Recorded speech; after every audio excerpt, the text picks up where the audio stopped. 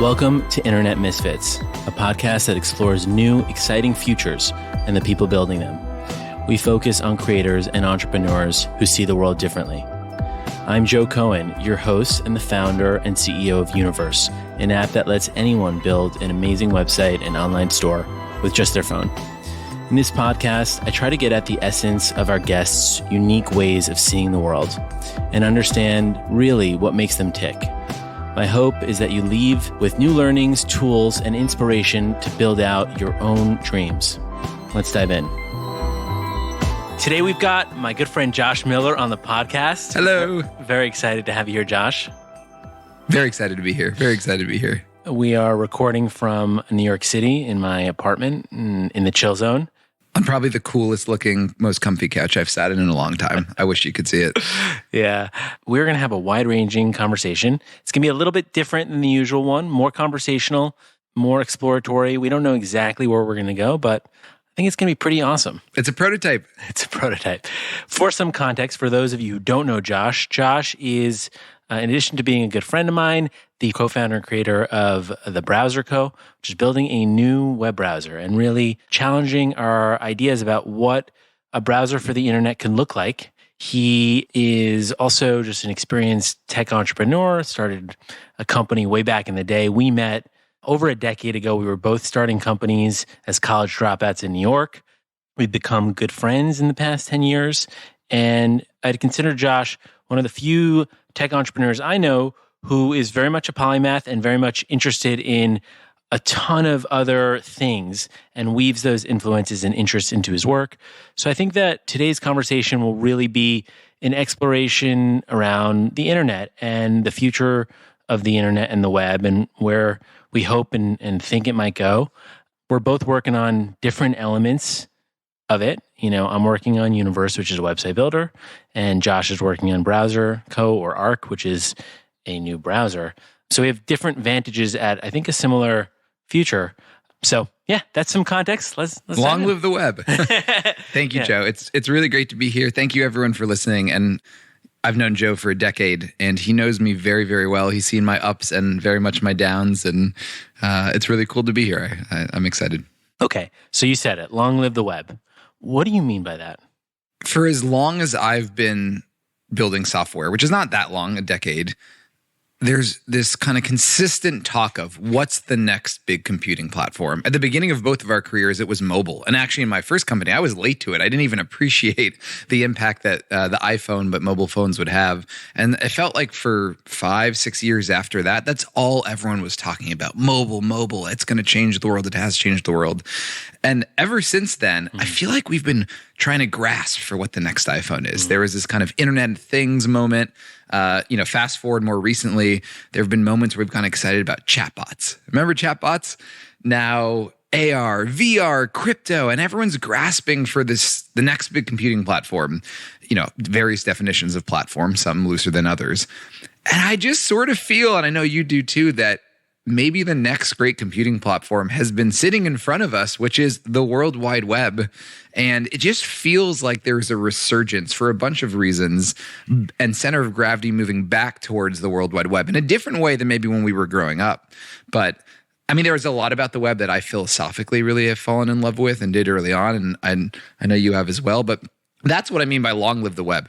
I'm curious. I mean, I got to give you credit. You've been working on Universe a lot longer than I've been working on the Browser Company. And as an old friend and someone who inspires me, you're an inspiration for rediscovering that love of the web. And you were many years ahead of me and us. So when you decided to start Universe, it was not air quote cool to build for the web, and it is now. I mean, even a lot of themes that you work on at Universe, modular software, giving agency back to people. A lot of the memes flying around the software industry right now about the future you've been doing for many years. Like, why do you believe in long live the web? You're ahead of me. So for us, it's interesting, actually. Universe has had two lives, and its current life is as a website builder, but it had a previous life as not a website builder.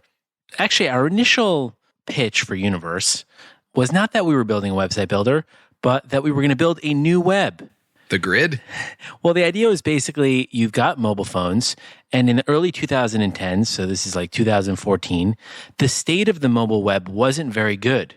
And at the same time, we had this sort of surge of amazing apps. And the question became clear to me, which is like, wow, in a world of just apps, we're going to lose something that we really had with the web. Namely, you're going to lose a lightweightness. Like things on the web can be very casual. Your interactions, you can have interactions with thousands of web pages in a week. Anyone can create one of these things. They're all connected to each other and it's open. And I thought, man, in a mobile world, we need something like the web. And I wasn't confident in 2014 that the World Wide Web itself was that, because it hadn't been designed for phones. And the experiences on the web at that point in time were really lousy. And so I thought, what if we created a new web? A new web that was based not on web pages, but on what I called cards.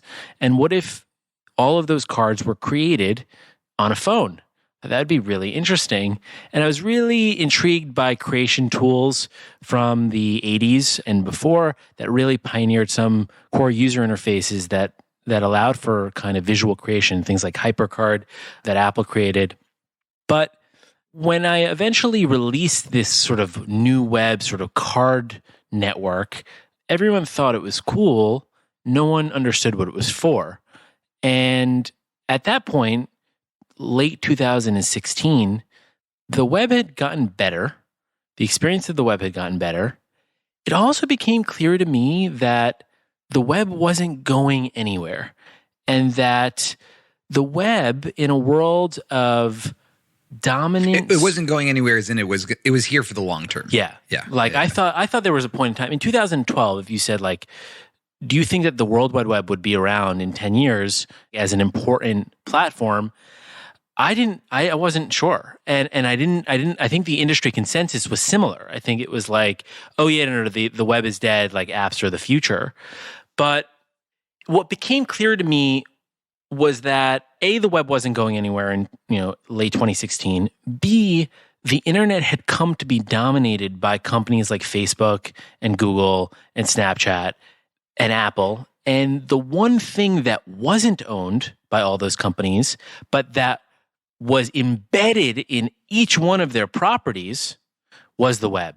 And I just thought, as someone building a startup creation tool, if I need to get distribution for the things that people make with my tool, I want to be creating things that can be shared in every platform. And guess what can be shared in every platform? A URL, a website.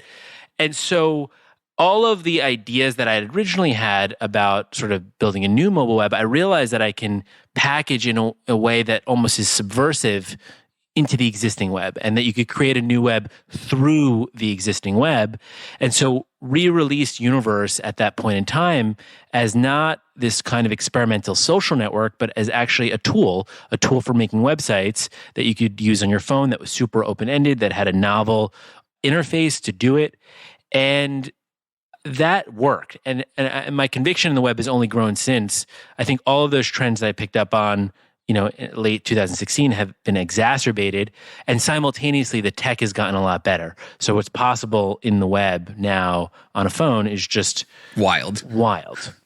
Yeah, and actually I want to call out, what if we built a new web? ? We need that energy this year. It's so inspiring and energizing. I can feel in my body just that level of audacity and wondrous possibility. It's just refreshing. And again, you're ahead of the curve by, 10 years. Well, I think I learned a lot about that. The big lesson that I learned was that to bring or at least that I'm working on, is I think it's really important to imagine futures that don't exist. But I think the art of making a possible future exist is like the rarest and hardest art in the world. And especially if it involves many other people and a company that's a functioning business. And to me, the trick is that you want to take big new ideas, and package them as familiarly as possible. And you almost want to be super ambitious in the idea and extremely not ambitious in the packaging of the idea. Is that hard for you? Because we've followed your playbook. We call it the browser company, almost as a misdirection and a bit of a kind of playful mark, because we don't view ourselves as building a web browser. Yeah. We view ourselves as building an internet computer. We don't even have the language for it yet. And however, it's very effective and helpful that everyone knows what a web browser is. And it makes it incredibly effortless to walk into a dinner party and say, hey, I'm making a web browser. Oh, I use Firefox or Safari. However, as someone who is really creative and ambitious and imaginative, sometimes I recoil a little inside it. Like, no, it's not just a web browser. What's your experience been with that over time as someone who is trying to imagine a new web? But, I'm sure at times people go, are you a link in bio company? 100%. I think a lot about this. At the end of the day, what I care about is the thing working, right? Like I want this future. So I don't really care about how we get there, and I'm willing to figure it out along the way. But I once read about this designer. He was sort of like the Johnny Ive of the 50s. His name was Raymond Loewy, and he was an industrial designer. He designed planes and trains, but he also designed like cereal boxes and, very prosaic things. And he had a principle, he called it MAYA, Maya, which meant most advanced yet accessible. And his basic framework is that if you are making something that is super futuristic and high tech, you want to package it as familiarly as possible. And if you're making something super familiar and boring, you want to package it as whiz-bang as possible. So if you're designing cereal, you want to make it seem like it's from outer space. And if you're making a rocket, you want to make it feel approachable and like a living room in a way. That always really resonated with me as just good design. Like that's, to me, the packaging layer is a matter of good design. I think Apple is actually the number one progenitor of this idea. If you think about the iPhone, when it came out, it wasn't a phone. It was the coolest computer ever built. It was a pocketable computer that had all-day battery life, that had this amazing touchscreen, that was a single screen, and there had been PDAs before it and all these crazy things, and Apple came out with a phone. And the implementation of that phone, though, was radical. And to me, what that said is like, wow, there's so much power in sneaking in a breakthrough product with the familiar framing, but it also requires confidence. Like Apple does it because they're confident. If you look at other companies like Google or Facebook, there's often a tendency to frame the thing that they're doing in bigger terms than the implementation. So, That's so true. That's such a great point. And I think what it comes down to is that Apple, I don't think really cares about what the industry thinks. I think Apple cares about what consumers think. And I think that other companies are very easily caught up with what peers think. And to me, that's the difference. So it's like, it does require a bit of confidence that in time people will see the thing that you have in your mind. And probably comfort with who you are as a human and as a person to know internally. Totally. Finding your joy and satisfaction and fulfillment more internally than externally. I think so. Yeah, absolutely. So I'm going to take us in a different direction right now, because for those of you who don't know Joe, Joe is an Apple fanboy. Yeah. You love Apple. I mean, I love Apple products, but you love Apple products. Yeah. You're making products. You're making a product. You're making a new web. You're building for the internet. And Apple has rather famously not been a huge fan of this World Wide Web that we are saying long live. How do you reconcile that? Not reconcile that, but how do you feel about that as someone who loves native software, loves Apple's approach, but is building for a web that maybe Apple's not as big a fan of? So it's true. I do love Apple, and I've loved Apple for a long time, like over 20 years. And what I love about Apple is that it's how they do things. The way that they approach problems is through human perspective, and they really push the envelope of quality. Now, the best kind of inspiration is one that outlives the thing that inspired you in the first place. So, for example, Apple's ethos has always been about subversion and creativity. And so if you are actually inspired by Apple, like, of course, going to disagree with Apple. Right. Like, that's the whole idea. I mean, I think in some ways it's like very American, right? Like this idea of like being a good American is criticizing Americans. Think different. right? So to me, like being a fan of Apple is not being like dogmatic. I think it's the opposite. With all that said, I think there are areas where I agree with Apple less. Like, for example, when it comes to China and how they approach that. And there's a lot of other like product things like the App Store. I mean, I'm going to get in trouble for saying this, but we're not sure anyone's going to listen to this, so let's just go for it. The App Store is a regulated garden and with an economic model that takes advantage of Apple's monopoly power. With that said, I actually think Apple's record on the web is pretty good. I think that the original iPhone shipped with a web browser, and it was the first mobile device to have a really good web browser in it. With WebKit, they've built a really great framework for the web. Chrome wouldn't exist without Safari. Yeah. So I think Apple has actually embraced the web. I think it's available in all their products. I think the web allows Apple to be very rigid in what they allow in the App Store. So without the web, I don't think the iPhone would exist. Yeah, I would love to be a fly on the wall inside of Apple right now as it relates to their position on the web. A little tidbit of news I heard the other day that we will break live on this podcast. Safari is the most used piece of software that Apple makes by a pretty wide margin. Wow. And when you think about it, it kind of makes sense. But really, Apple wants you to go to their App Store on desktop and download an application. Yeah. And everyone is using Safari and other web browsers on their desktop computers and their mobile phones more than anything else. And so if you're Apple, and you're right, they do credit where credit's due. They have a tremendous record on the web in many ways, but they don't want a world where the applications we use every day are accessed through a web browser. That's not the future they want. Yet their most popular piece of software they make is a web browser itself. It's just such a fascinating tension. If I would guess, I think there are probably two factions at Apple. I think there's a faction in Apple that cares about quality. And they say, we ultimately want the best quality software, the best quality experiences. And we believe that native software is the best way to do that. Remember, by the way, that when the iPhone first came out, it did not have an app store. You couldn't have native apps. And when Jobs announced the iPhone, people asked him, are you going to allow for web development? And he said, you can develop web apps and you can distribute them as web apps. I didn't know that. Yeah. Wow. You mean in his original presentation about it? I don't know if it was in the original keynote or as a subsequent interview. But he said, want to make for the iPhone, make a web app? Yeah. Wow. The iPhone was announced in January 2007. And it was released in June of 2007. And then the App Store came out a year later, which is kind of amazing. In a year they built, so the biggest request when the iPhone came out was, we want third-party software. And Jobs said, great, make a web app. And they actually had this functionality that allowed you to go to a website and then save that website as a bookmark on your home screen.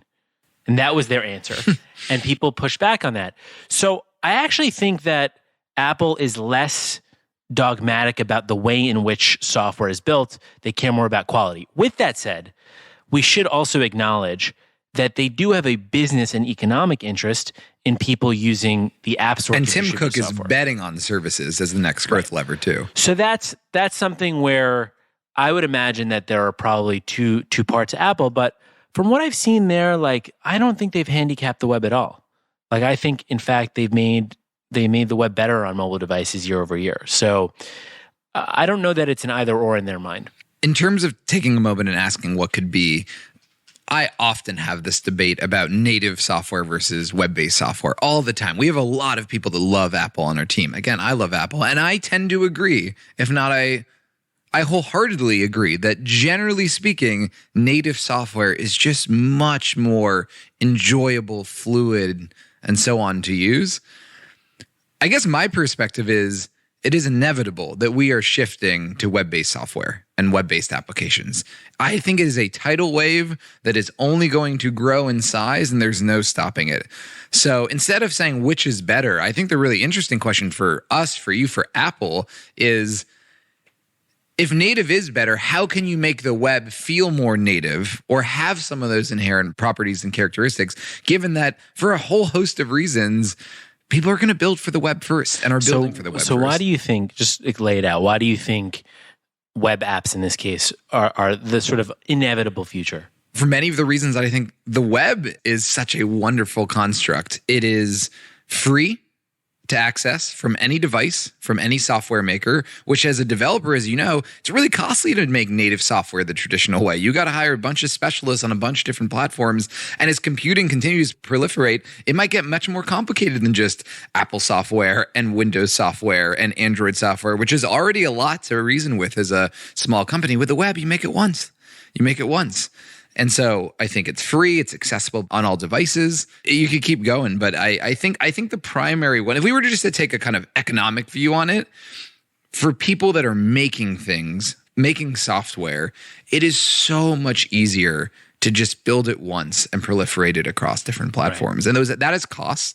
That is cost in terms of especially the user experience. And I think this is why Apple likes native software. Yeah. But wasn't that true in like 2012? That like making a web app was easier than making a native app? That's actually a great point. Why is it because internet's connection speeds have gotten better? Is it because web technology, for something like Figma couldn't have existed then? Why do you think? I mean, because taking a step back, if you just look at our industry, if you look at the world of technology startups and software startups specifically, it feels like there's been a huge shift towards making web-based software. And if there is a native application, especially on desktop, it tends to be an Electron app, which is actually just a white-labeled web browser that, kind of looks like a native app. So why do you think there's been that shift? Because you're right, you could have done that 10 years ago. I think that mobile and desktop are different paradigms in this way. I think that applications that are used on mobile devices are more often than not native applications.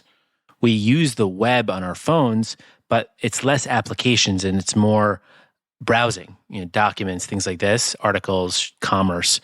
However, on the desktop, if you're using an application, it's probably going to be in a web browser, right? So whether that's Figma or Notion, and if it's not in a web browser, it's probably going to be like an Electron, an app that's actually using web code natively. I actually don't think that's changed. I think on desktop, that has been the case, more or less. There have been niche products on desktop like Sketch for design. That was a totally native app. Obviously, the Creative Suite has forever been, native. I think that's honestly just the browser being capable of running these things. Right. So to me, I would actually separate out mobile and That's a great desktop. point. That's a great point. To flip it back, though, do you spend more of your time thinking about the desktop paradigm? Is that where, when you think about web apps being inevitable, you're most confident on web, on desktop? Yes. Yeah. Some of that is just inherent to the business that we're building and the stage where we're at. On desktop, as I mentioned from the Safari news, the browser is the center of the experience on desktop these days.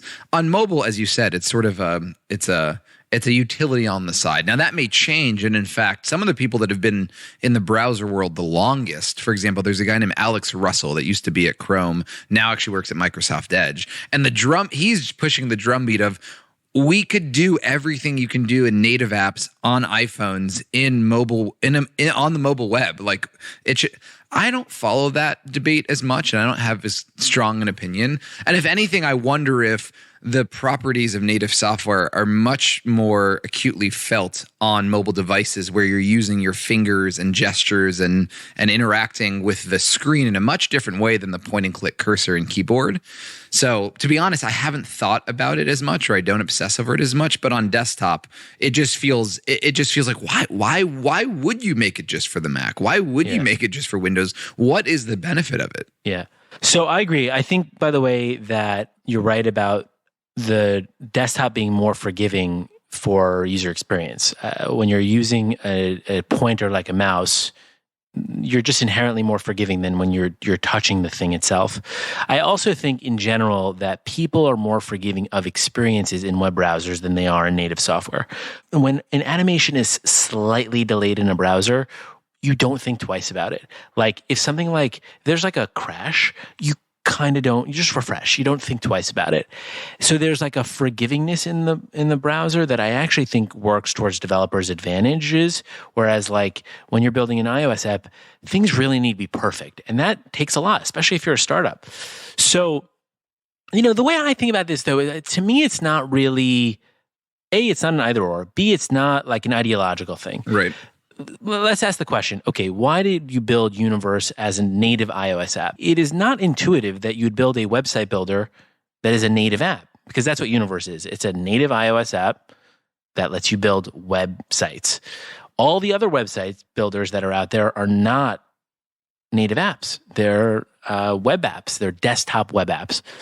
So why did we build a native iOS app? Well, the thesis at Universe was that people are using their phones as their primary computers. You should be able to build the internet from those computers. And if you're going to build the internet, if you're going to build a website from your phone, it's probably going to be through a native app. And that's how we can deliver the best experience for it. And so it was really just a very pragmatic question of like, what's going to be the best experience for doing this specific thing? Now, there are a lot of trade-offs that come with that, especially from like a business perspective. So, if you're building a website on Universe and that website exists and someone comes to that website, let's say someone sees that site and says, I want to build a website just like this. Well, if they're on an Android device, they cannot build a website like that. And even if they're on an iPhone, they have to now install a whole other app, and it's a whole process. That's such a good point. I mean, in many ways, the URL is the most elegant, brilliant part of the World Wide Web in terms of distribution and the experience of accessing and running an application. It is amazingly effortless. So you can drop it in an iMessage and have it right away. To me, the killer feature of the web is distribution. Yeah. By far. Yeah. It's actually, as a platform, because it's not centralized or controlled by any one company, it's inferior in a lot of ways. And when I say inferior, I mean the boundaries are so open that good is possible, but also bad is possible. Right. The possibility space is just infinite.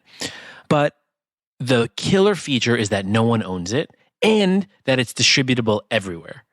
So the way I think about it is like people ask, are you going to make an app that lets people make apps? And we may do that at some point, but I'm not that interested in that right now. The reason is that I think very few companies should have their own app. Every company, every individual should have their own website, but very, very few should have their own app. Think about how many apps you install a month. It's not that many. Think about how many websites you experience a month. That is such a great point. So if you are now making a presence for yourself or your business, you want to tip the odds in your favor that that thing will be viewed. Right. You want distribution. So how are you going to get distribution? You should make it for the most distributable thing, for the thing that's on every platform. Right. I also think that the web is, like I said, this thing that is available on every platform. So the big tech companies all have access to the web. They're all reliant on the web. Like if you think about it, the iPhone doesn't work without a web browser. Right. Facebook doesn't work without links. Twitter, same. So in a way, it's this thing that keeps them all in check, the big companies. Like they really cannot be bad actors when it comes to the web because it's kind of like this nuclear pact. Electricity running through it all. Yeah. Like so they're weirdly dependent on this neutral thing. Like even if you take like Apple, when you ask Siri a question, it'll check the web and check Wikipedia for that thing. So like they can't fuck with the web because if they do, then it will start an arms race between the other companies and they'll all be worse off. Right. So we have acknowledged that it is much easier and more affordable for developers and creators to make for every single platform imaginable for the web than native software. Yeah. So there is an accessibility and cost for developers making software available to everyone. There's distribution, as we just talked about, and the elegance of a URL. I think the third, which we haven't touched on directly, is there's no 30% tax. Right. So Apple taking a cut of every app you sell through the App Store is well covered. We don't need to go into it. But I think an interesting thought exercise is if Apple got rid of that 30% cut overnight, would this debate change? If Apple said, you know what, Mac, iPhone, iPad, app developers, it's free, or it's 5% instead of 30%. Do you think that would give air quote native software a better chance at winning the battle? Or do you think it's just not enough given the other reasons we talked about? I really think, let's just on the phone, I think the question of native versus web depends on what you're trying to do. Mm-hmm. So if you're building like a flashlight app, that's not going to be a web app. Right. It just doesn't make sense. The use case lends itself to it being a native app. But I do think that if Apple changed the economics of the App Store, I think that certain use cases would stay on native. Like you can't buy a book in the Kindle app or on the Amazon app. Like if you click on an Amazon URL and you have Amazon on your phone installed and it's for a broom, it will open the Amazon app. But if you click a URL for a book, it will take you to the Amazon app and then it will quickly take you to Safari because you can't buy a book on the Amazon Which app. for a company, Apple, that cares about experience and quality is a horrible, frustrating experience. So that's like, and that's just a quirk of Apple's rules. And I think if they relax that, that would obviously just be a native purchase. So I think that's a factor. But look, I think the other killer feature of the web is freedom. There is no gatekeeper. And this is, economics are a subset of that gatekeeper relationship. But there's all kinds of other freedom. Like the fact that you don't need permission to put something on the internet is just, it's amazing. And it's like the one place in the world that you can kind of do that. And because the marginal cost is really zero of putting something on the internet, it's just this truly free place. And that's not true from the App Store. Like every single app that is created and put in the App Store is approved by a human who works for Apple. Wild. Right? Like, so, and by the way, this is not just about like nefarious things. It's not just about, adult content and stuff that like illicit stuff. When you have a gatekeeper, if you have someone editing everything that goes out, it inherently constrains creativity. Like the boundaries of what's possible immediately go down, And Apple itself knows it. It is a company that pioneered, if you remove even the tiniest points of friction, the things it unlocks is magical. Exactly. So I think that freedom is more important today than ever. Like, I think that's why the web is so vital. Like, I think even outside of just the technical discussions of where you build applications, I think the permissionless nature of the web is a miracle. It is a miracle that we have this forum. I think that more of the internet, so outside of the web, should resemble the web. Right? Like I think things like Twitter should look like the web, meaning it shouldn't be controlled by a single person. And I think that we'd have a lot more human flourishing if that was true. I totally agree. Imagine listening to a podcast and not hearing an ad for a website builder. You'd be like, what kind of podcast is this? We know you need your fix, and we're not going to deprive you of that. At Universe, we believe websites are the main event, so of course we'd sandwich one in between our show. Here's the deal. Websites are dope, everyone needs one, and they can actually be fun to build and have some personality behind them. This is the part of the ad where I rattle off a list of all the things our website building product can do for you in hopes that you choose Universe over the competition. Create sites, build stores, analytics, email shipping off from your phone feels like playing with Legos, all that good stuff. We got it. I mean, you can make sites so good you'll shit yourself, but that's just brass tacks. At Universe, a website is so much more than just something you hear about on a podcast commercial. It's an extension of self. It's a way to interact creatively with the digital world. And we're hell-bent on helping the internet live up to its full potential. A more eclectic, more electric place. Because the internet shouldn't just be a space for squares. Grab a domain like .xyz and show those .com boomers what the internet's all about. Head to Universe. That's univer.se, but the dot is silent. Punch those puppies into the App Store, my friend, and we'll see you out there.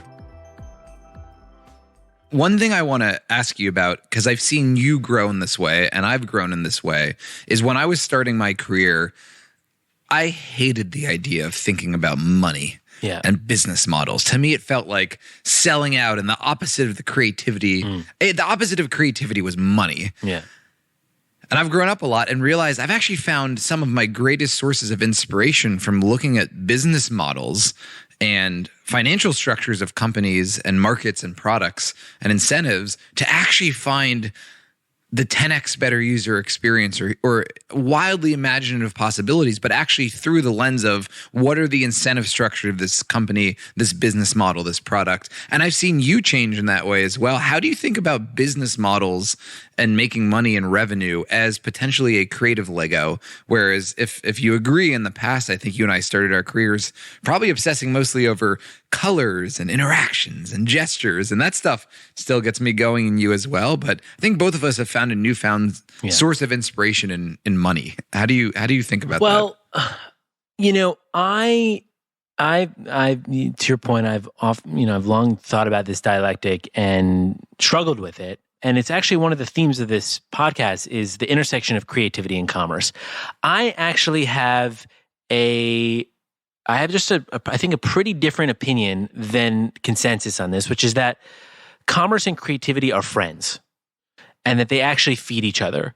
That if you have a strong business model, you can be ever more creative. And that creativity and ingenuity fuels commerce. That's how you make money. And so I think that there are entrenched interests that have created the concept that these things are at odds. And I think it comes from the art world, frankly. I think that creativity, the beacon of creativity, is often thought of as like artists, painters, visual artists, and the art world. And if you just look at the art world, like it's totally taboo for any artist to talk about money. And you might ask why that is. And there's probably some aspect of that, which is like, you want your artist to be thinking in principles and high-minded stuff. But also, if you are a collector of art, meaning you are a buyer of artists' work, products, you don't want the seller, the artist, to be thinking about money. You want a good deal, right? And you also want to stay in control. And for as long as the artists are not capitalists, the capitalists will win. The artists need to become capitalists. And when the artists become capitalists, I think the art will get better because it will be more free, right? Like if you are at the end of the day subject to the whims and desires of capital, then you are, you're indebted to that. Yeah, I mean, that is actually one of the original sources of inspiration for making a web browser.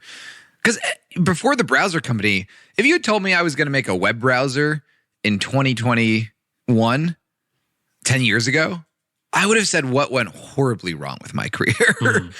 But because it just sort of felt like it was settled. Web browsers hadn't changed. They'd been around for so long.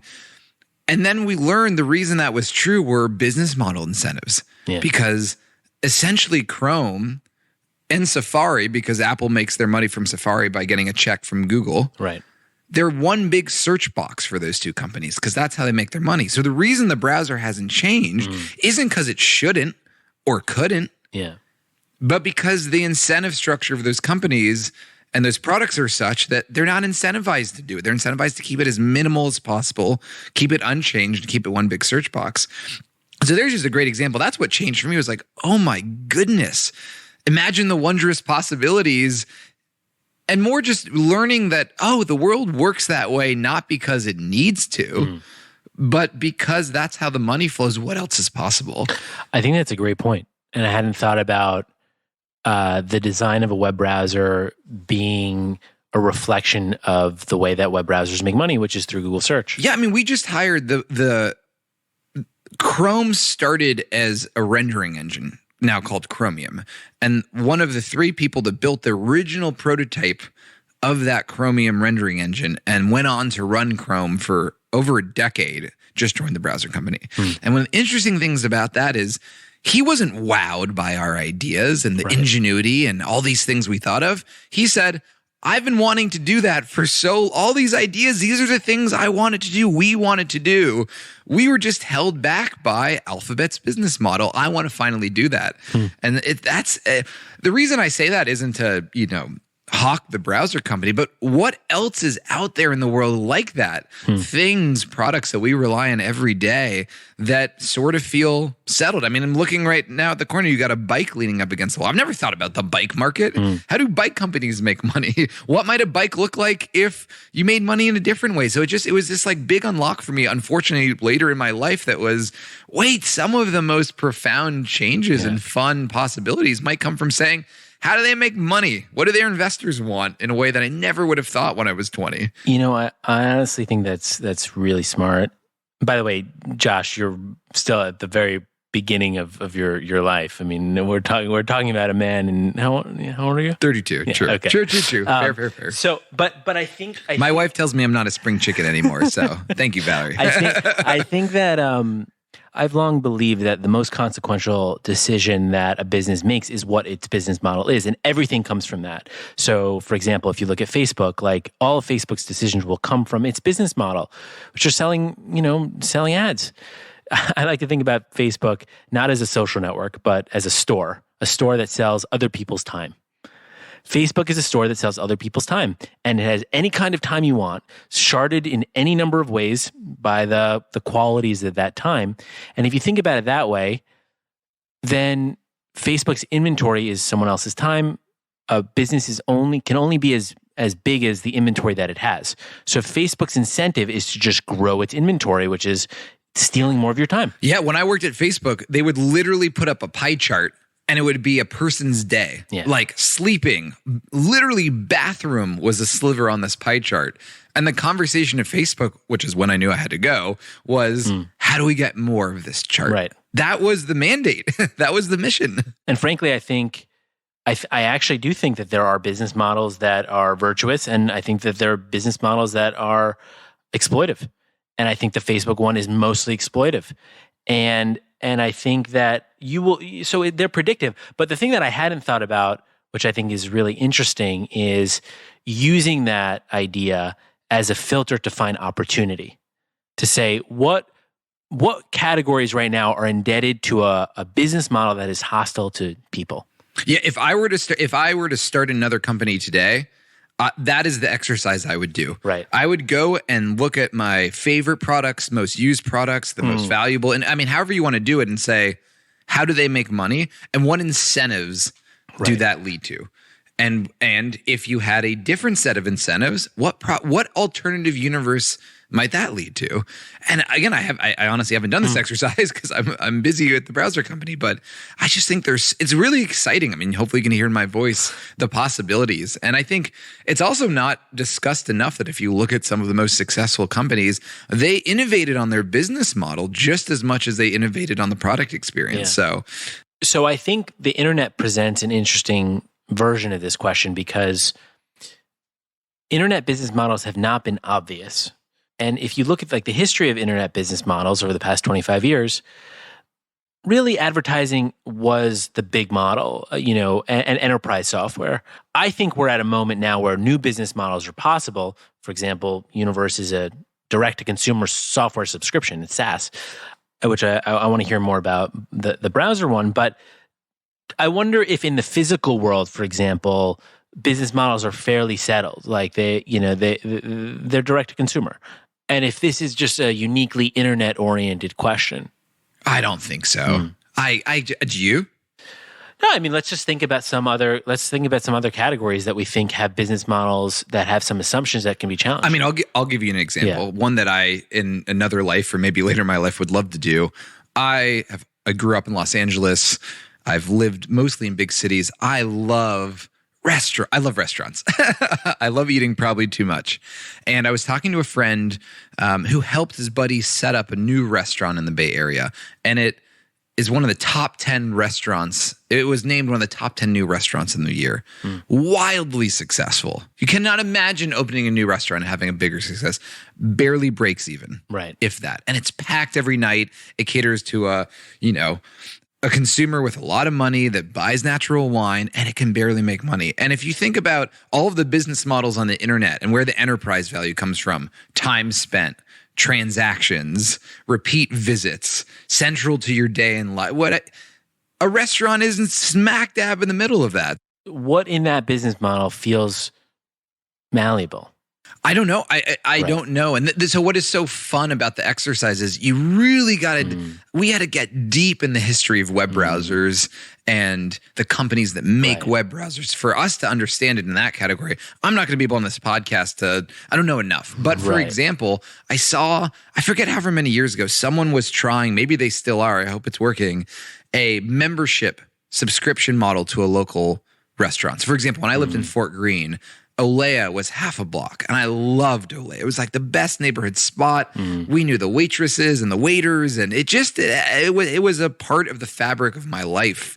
And the way that I reflected that was I paid them for my potatoes. Is that the best way to monetize that time and love and relationship? And so the idea was, hey, I would be a member of Olea, like I'm a member of NPR, and I'd pay Olea, I don't know, $10 a month, and I would still pay for the food, but I get some set of things. Now, context bias for everyone listening to this, I'm on the board of Patreon and have been for a bunch of years, so I'm fascinated by the idea of membership and just other business models. So does that work for restaurants? Could you do Patreon for restaurants? I don't know, but first principles, I don't know any reason why there's so much business model innovation on the internet and with digital businesses. Why couldn't it be true for physical? Other than, again, it takes... One of the things you said to me the other night at dinner that I will probably never forget in my entire life is you said the smartphone was inevitable, but the iPhone was not. And I think that's one of the things that you learn as you get a little bit older is everyone's just making it up. It's just a bunch of humans behind all of this. And so it takes someone to say, I'm going to invent a new business model for restaurants to do it. Right. And I just think it is inevitable that it will happen at some point. No, I think that's right. And I think your point about not knowing the answer up front is also really right, which is to say, like, if you have an idea, to me, like, I think projects are worth doing when you're really interested in a question, but the point of the company is to answer the question, or the point of the project is to answer the questions. It would be naive to think you could answer the question at the onset. Like, your question is, how can you build a better browser, I presume, but the answer to that is what you're exploring every day. But there's so much cultural pressure to have answers. I'll share some constructive feedback I got the other day. It was from the co-CEO of Atlassian. And Atlassian, for people that don't know, is a pioneer in so many ways we take for granted. This Australian company called Atlassian invented SaaS. Right. They pioneered so many things, including novel business models. And the CEO uses Arc and I, have a tremendous amount of respect for him. And the way that we have been telling people we're going to make money, and we mean it, is we're going to have Arc for Teams, and you're going to pay $5 a month or charge your company $5 a month to get this really great SaaS software. And I told this to the guy who invented SaaS software, thinking this was a layup. And he, in a very polite, constructive, kind way, he didn't say this directly. He said in a very kind way, how unimaginative. As a company that is known for trying to become known for doing things differently, you're then going to come to me and say you're going to copy paste some business model just because culturally that's what everyone's talking about right now. And it's so true. It's so true. But you get that pressure. You go to a party, you pitch an investor. How are you going to make money? How are you going to make money? You can't help but say, look around. What is easily understood to people around me? What do other people do? What is culturally acceptable to do? And be like, we're going to charge $5 a month, or we're going to show ads, or we're going to, and so that's not to say that those are wrong. And I still think there's a very good chance that's how we make money. But to your point of, if you assume you don't know, which is one of our company's values, and you ask what could be, start by asking what could be, which is one of our company's values. There is no way the only 4 business models on the internet are payments, ads, SaaS, et cetera, et cetera. That can't be true. They can't be true. It's interesting because I think maybe it's too hard to innovate on business models. Even me, I've been thinking about business models for a long time, went to business school, all that. But I think that it's actually kind of hard to think about new, completely novel business models. And just to be clear, though, the novelty, I think, doesn't come from no one has made money in this way before. It's the novel application, most likely, of business models from other places. So taking basically, there is a range of business models. Can you fit them to an area that doesn't necessarily use that thing? Yeah, or take aspects of different ones. Right, but there's no library of business models that you can even reference. It sounds like an opportunity. I mean, this is why this podcast, the intersection of creativity and commerce. And I think the other thing, and this is something we think about culturally, is this, as you said, the sorts of people that fashion themselves artists, creative people, they tend to get energy from aesthetics and things of that nature. And those are the people that really think differently. They're the ones that go, what if you rounded it? What if it vibrated? They're the ones that let their imaginations wander, that childlike imagination. And on the other hand, they're business people, the people that really could tell you that would listen to this podcast and go, that guy has no idea what he's talking about. There are 17 business models, and here's the history of that. Right. But, stereotypically, those are not the people that have that childlike imagination and desire to change things and to mess with things and make mistakes and fail. Now, I'm generalizing and I'm stereotyping. But so I think that is the huge opportunity. And that's what I was saying before it. If you can take that love of haptic feedback and colors and rounded corners and all that stuff and apply that same imagination to business models, there's got to be so much that could come out of that. Have you ever heard of a book called The Pattern Language? Yes, the Christopher Alexander one. Yeah. So, right, for those who don't know what it is, The Pattern Language is a book by an architectural professor who is named Christopher Alexander. And he introduced a pretty radical notion of architecture. And he said the best architecture is not built by architects. It's built by ordinary people using a kit of parts that has been created over generations in a particular village or neighborhood or way. And so he goes and he studies communities in Greece and Japan and these structures that have this quality of life. They have this, he calls it a quality without a name. And it's amazing that people who have no degree in architecture or specific skill set are able to create these structures. And the way that they're able to create them is that they are using what he calls a pattern. And a pattern is like a kit of parts, almost like Legos. So for example, the best rooms are ones where there are windows on at least, I think it's 2 connecting sides. So 2 edges of the room. That's just a piece of knowledge that has been created in that community and is passed on. If you had to come up with that on your own from scratch, you'd have to go to architecture school. So he published this book called A Pattern Language, and it's basically just a book of patterns. And it has here's how you make a door, all the different ways you can do this. Here's how you can do an antechamber, etc., a patio. You can imagine a pattern language for businesses. Yes, and imagine a pattern language for businesses geared toward the person that hasn't historically found creative energy from anything related to business. If you wrote it for the world-class design engineer that loves Swift UI and loves haptic feedback, and you wrote the pattern language book for business models, I think what would they dream up?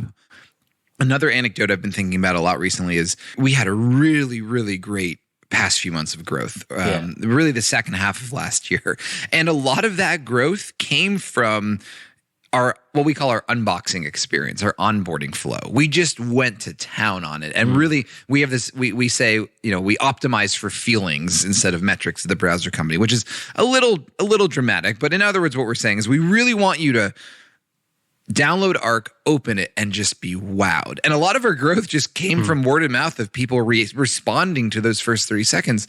And a lot of people are impressed by what we've done. And really, all that we did was we looked at films and movies and said, the intro sequence, the way the Pixar lamp comes and goes like that. And just the first 30 seconds, we looked at film basically and just took very light surface level guidance from another industry and another type of cultural media product and said, hey, what if you applied that to a startup? And it wowed people. And the reason I'm saying it wowed people is I don't think it's that impressive. I just think what it did is it took this pattern from film and applied it to software onboarding. And that application was novel. Yeah. And so I think there are pattern languages and business models, but where else? What else can you pull from? Whether it's architecture, you just talked about architecture, film, that to me is at this point, the web, while the best days of the web and I think the internet and software are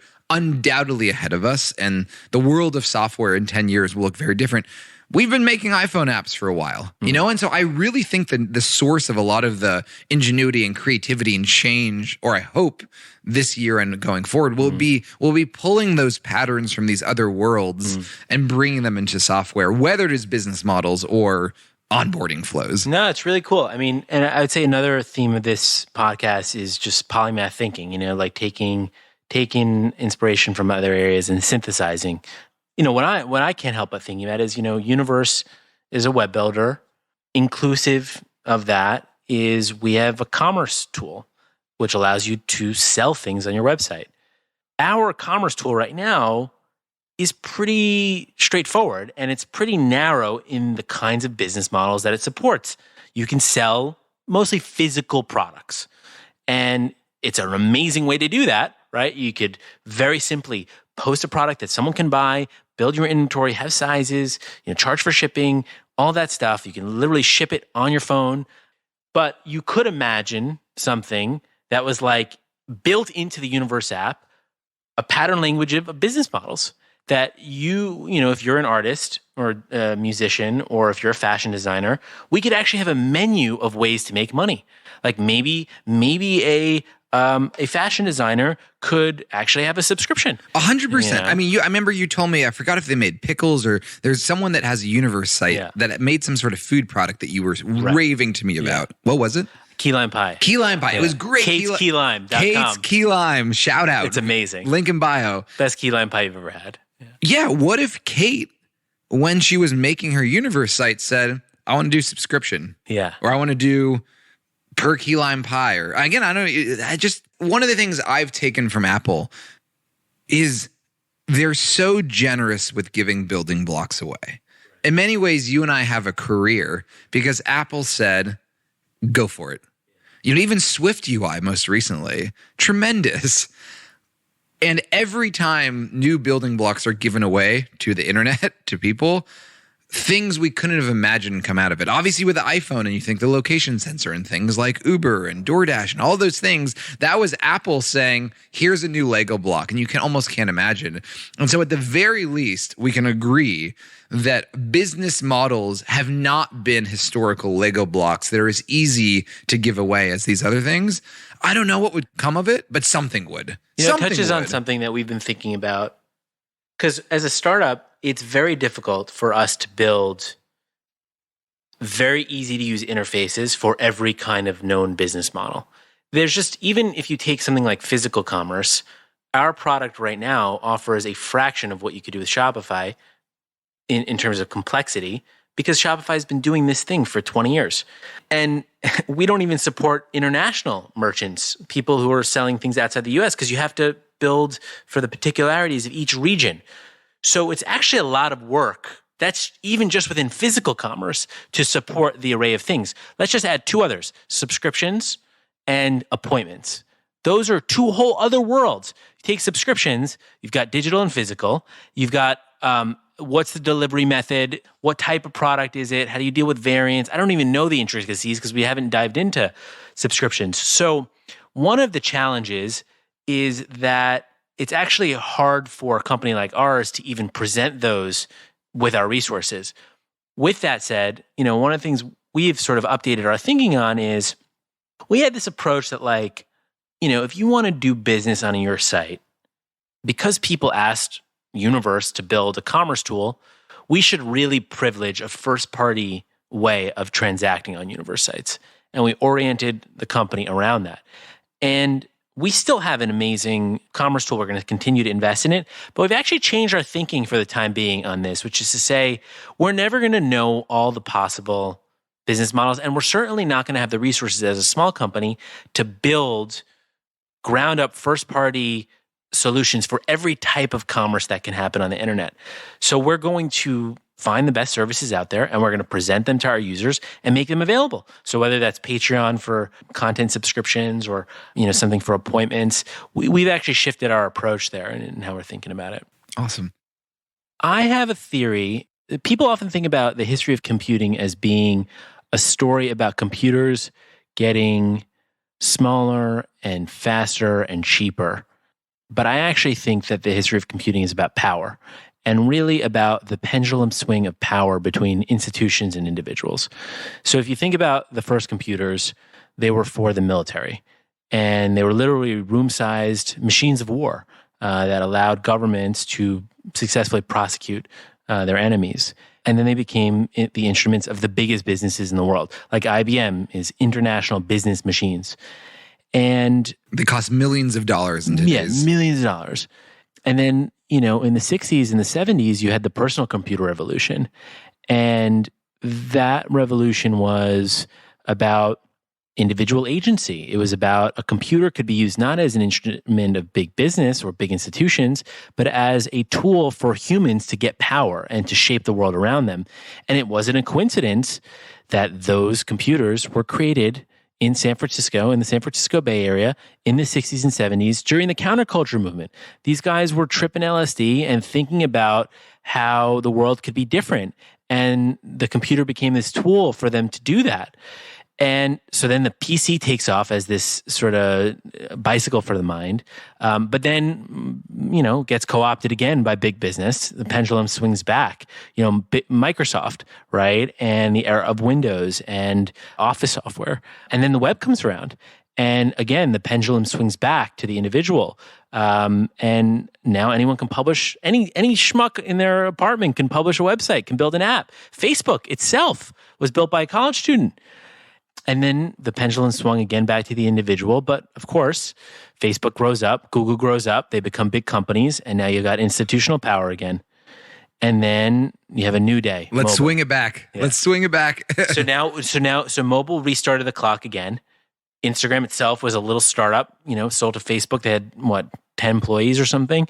WhatsApp as well. And now it's swung back. Now tech is very much the instrument of big institutions.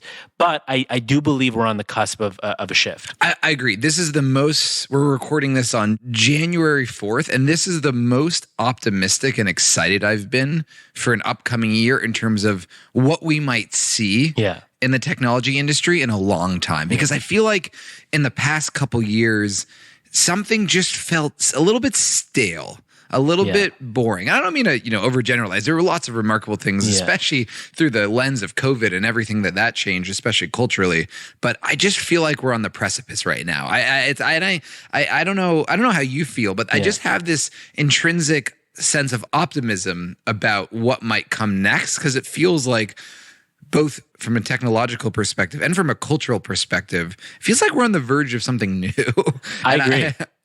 I agree, but I also don't know what what's exciting to me about it is that I don't see it fully.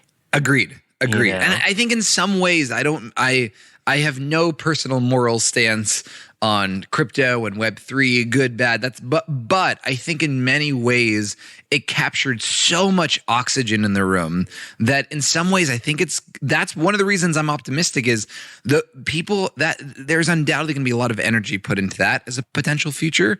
But I think the chinks in the armor and the deflating of that balloon a bit are going to leave open a lot of white space for the next entrepreneurs and the next creative people to say, what are the building blocks I should use? What should I build? I actually think that, the crypto boom was in part fueled by speculation, but the genuine parts were really fueled, I think, by an idealism and a yearning for an individual as opposed to institutional internet. And it became this sort of vessel for all of these ideas. And I think because it's so intrinsically tied to economics, it really lends itself to speculation. And so when you have that boom that then busts, that energy can actually find its way into other things. Yeah, and that's actually why, if I'm being totally honest, I am not someone that was ever and has ever gotten excited by blockchains and crypto. But you've never seen me say anything negative publicly about it because I'm actually deeply inspired by the aspiration and the idealism and I think the greatest contribution of that community to the broader discourse is it is possible to question everything and say, what if we started over? So whether or not I believe that blockchains and crypto will be the answer, or whether or not I'm right, I just love that energy, which is fuck it. Let's do something different. Let's do something new. It's time for change. And I actually think when I've talked to most of my friends in that community, I don't know if this is your experience, that's the fire in their belly. That's what they wax poetic about. And that is, I think, a social shift going on. I think the culture precedes the technology. Absolutely. And I think that the culture found a home in crypto as an avenue, but I actually think that crypto and Web3, because it's such a nascent technology, is actually not a good vessel for most of these ideas to take form. Right? There's so much space available using existing technologies that can better serve, people. Right. We talk about decentralization, the World Wide Web. Exactly. Like that's one of the amazing things in terms of long live the web. And my belief in the web as the future and the great platform in front of us is, hey, we care about decentralization. We care about freedom of speech. Whatever is the web, that is Totally. the web. Yeah. And I think there are different kinds of decentralization. Like technical decentralization is important, but it's only one kind, right? For example, creative decentralization. If at the end of the day, even if you had a technically decentralized system, if everyone's output looks the same, then that's not really decentralized. Like you don't have individuality in that system. Also, I think another thing that is not talked about really in the decentralization topic is user experience and the accessibility of decentralization. Like I think decentralization is a little bit like organic food, where organic food was a thing in the 70s, but like it was really only for the most determined hippies, right? And over time, it's become something that's much more accessible because of things like Whole Foods and because the value of it was made clearer to people.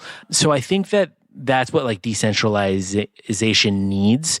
At Universe, I would love in the fullness of time for the Universe network to be technically decentralized, where we do not control the network.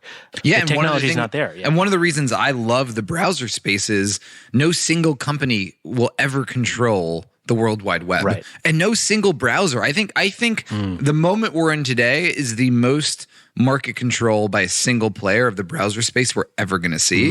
And even that, think about how many. That's a hot take right there. Yeah, I think. And again, we are going to build a really big business. I'm very optimistic about our prospects.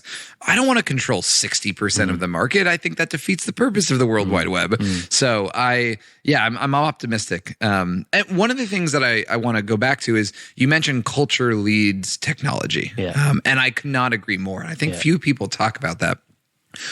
As someone who grew up in Los Angeles, and really my first love in many ways was going to films with my family. Why do you think people don't talk about software as a cultural product like they do a book or a film or a painting? It's almost, I feel like culturally or historically, people have put technology products in this like utility bucket, almost like a hammer or a wrench. Yeah. When I think about software, much closer to a film or a TV show or a book. And one of the things we talk about, as I said before, is about optimizing for feelings. When you watch a film, the film's not solving a problem for you. It's not about efficiency and utility. It's about an emotional response. It's about making a point, sharing a perspective, making you feel a certain way. Do you think that's overly romantic, or why historically have we put software products in this bucket of utilitarian tools that must do things efficiently versus something like a film or a book that is about feeling and it is about emotion and is it about sharing a perspective? And in many ways, the properties of it are much more similar in terms of the aesthetics and the interactivity and what's your take on that? I think you're right. And I think that it's because we're just early. I think the internet's still very young. I think we're in the teenage years of the internet. And I think if you look at a medium like film, it's had 100 years to develop.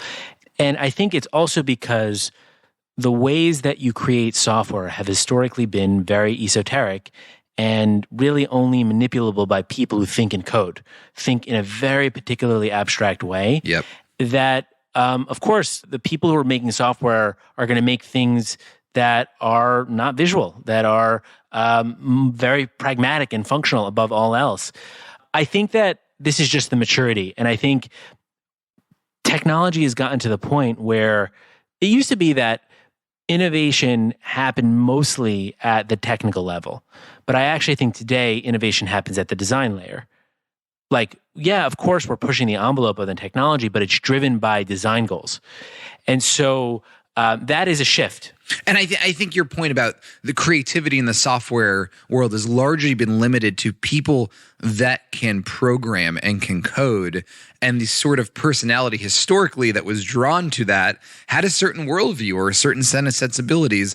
And I think accessibility is a big key in terms of unlocking a lot of this creativity and wondrous new possibilities we're excited about. And I think you see that even with something like Notion and Notion templates. And this is where I think Universe was ahead of the curve on the themes behind things like Notion. But if you go look at the Notion template ecosystem, if you just type Notion template into YouTube search, for example, it is wild what you see and the creativity that people are making with these building blocks. Replit is another great example. That's that's still code, but even just removing the friction and making it more accessible and easier to use.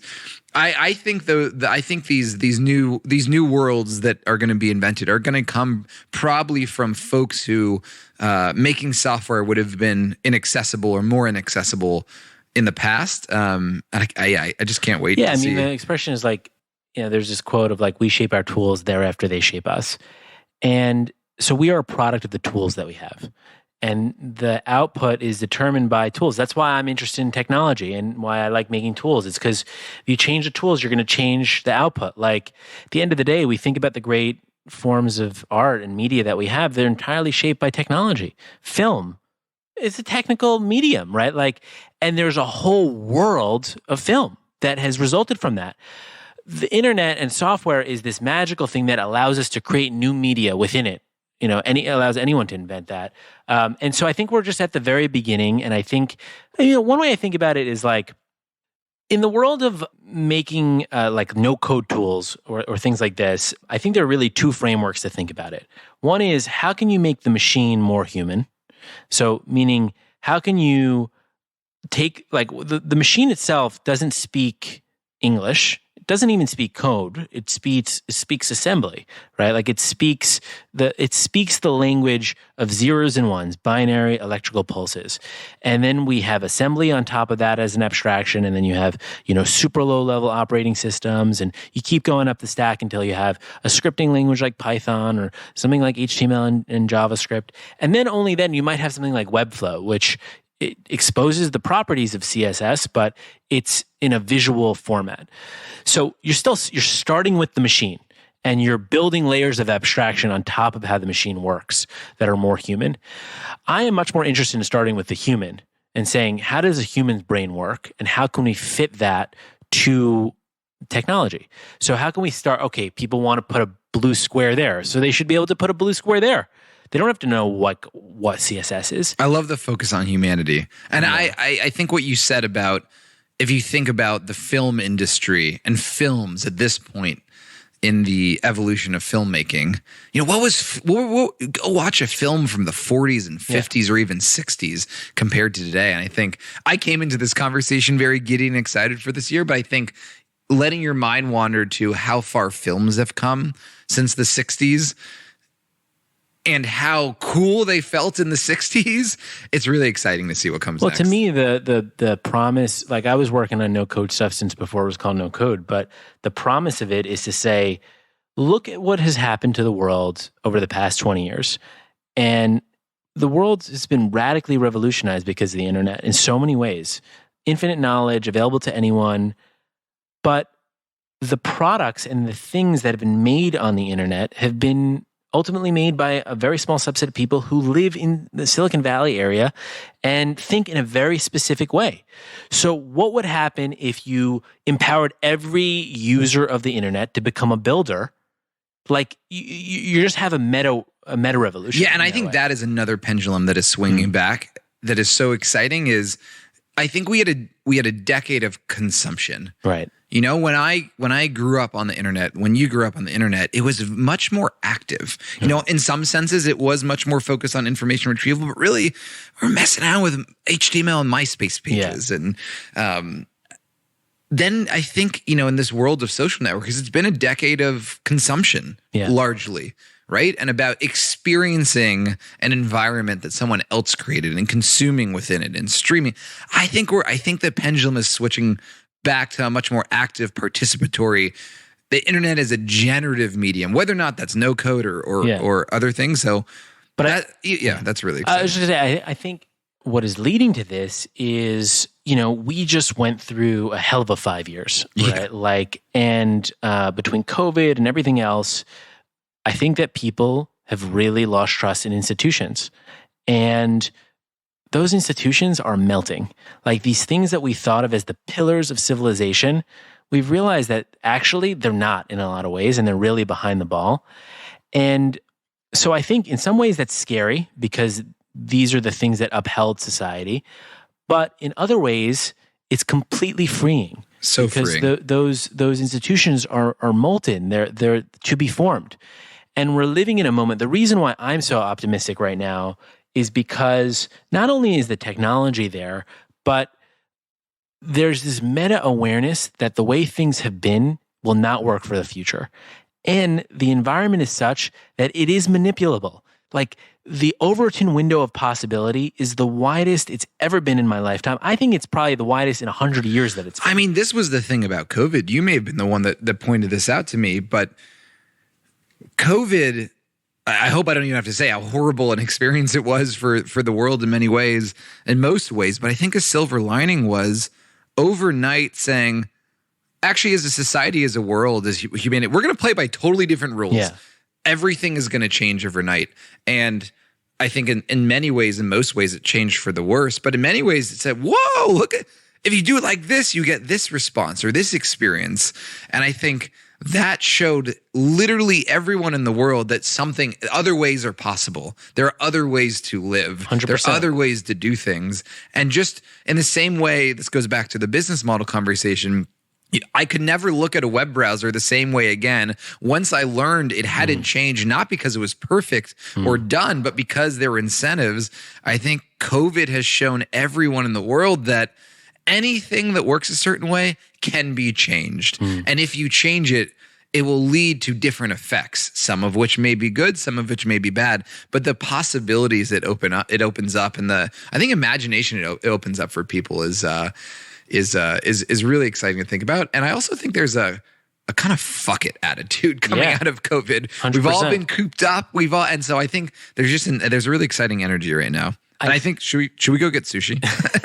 We probably should. I think that's a good note to end on. And I have a feeling that this won't be our last show. I really hope not. Thank you for having me, Joe. All right, Josh, thanks so much.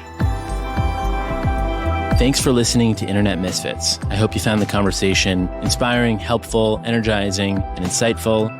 You can find me on the web to continue the conversation on my personal site, joe.universe, which is joe.univer.se. See you out there. Bye-bye.